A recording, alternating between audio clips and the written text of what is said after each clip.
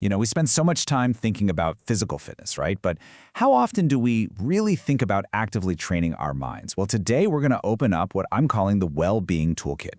We're going to explore the science behind it all and discover some really cool evidence-based tools we can use to improve our own quality of life.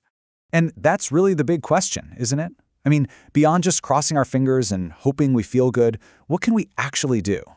Well, science is now testing this huge range of methods, and they're designed not just to treat illness, but to proactively build a stronger, more resilient state of mind from the get-go.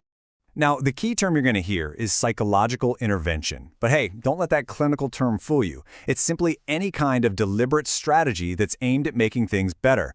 Think of it less like a medical procedure and more like a specific tool you can actually learn to use. It's all about taking targeted action for our own mental health. Okay, so let's start with our first toolkit. This one is all about strategies for the mind itself. These are interventions specifically designed to directly train our thought processes through, cognitive and emotional exercises.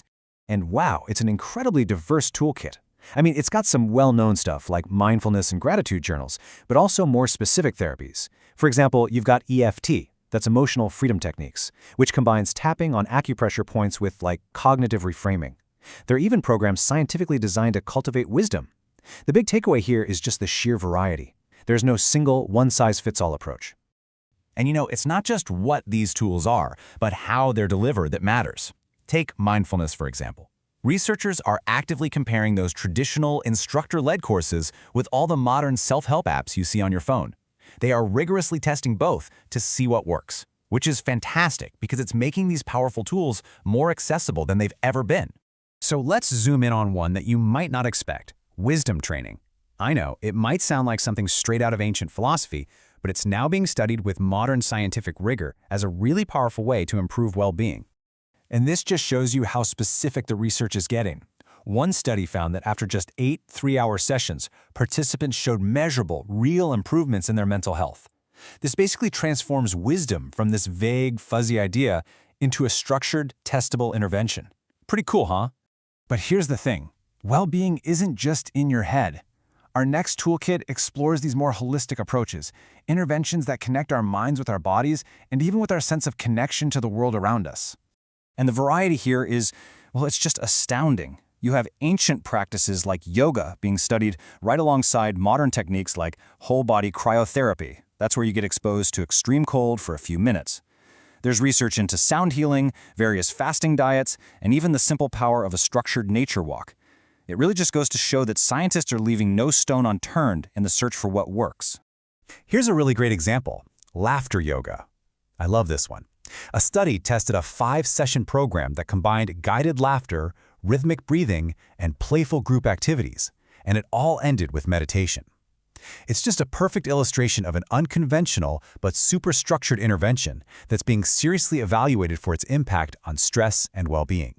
This quote from a study perfectly captures how simple yet powerful these interventions can be. So the key wasn't just, go take a walk.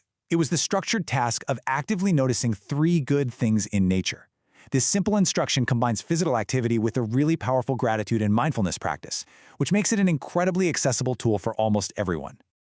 All right, our third and final toolkit brings us right into the digital age. So, how are modern technology and our environment being used to create brand new interventions for our well-being? This area covers basically everything. You've got dedicated mental health apps, telehealth services, even studies exploring how emojis can be used therapeutically. But what's really interesting is that it's not all about adding more tech. Some of the most effective interventions actually involve strategically reducing it. So, take this study for example. Researchers had one group cut their recreational screen time way down to less than 3 hours a week. And as you can see from this bar chart, their well-being scores shot up significantly compared to the group that just kept their normal habits. It's a powerful reminder that sometimes an effective intervention is about taking something away, not just adding something new. And get this, the environment itself can be an intervention. One study guided how people were exposed to art in a museum and found that it produced tangible mental health benefits. It just suggests that our cultural spaces, not just our digital ones, can be really powerful tools for our well-being. Okay, so we've looked at this incredibly wide range of tools, from wisdom training all the way to laughter yoga. So what's the big picture here? Is there some kind of common thread that ties all of this diverse research together? Asking this question, I think it helps us move beyond just a laundry list of tools and really understand the core strategy. What are all these different methods, from the ancient to the high-tech, ultimately trying to achieve in our minds and our bodies? And here it is. This is the common thread. Whether it's a mindfulness app, a coping flexibility training, or a simple nature walk, the tool itself is just the vehicle. The real goal, the ultimate goal, is to build a handful of core psychological strengths, enhancing our resilience so we can bounce back from adversity, building self-awareness to better understand our own minds, strengthening our ability to cope with stress, promoting healthy habits, and fostering connection with others. These are the fundamental pillars of well-being.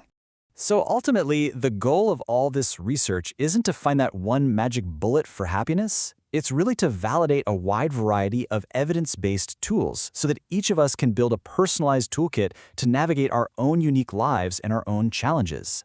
And that leaves us with a final thought. As science continues to explore everything from ancient wisdom to modern apps, the real power might not lie in finding the single best intervention. The real power is in having a rich, evidence-based toolbox to choose from. This is what empowers us to become the architects of our own well-being. So the final question is, what are you going to put in your toolkit?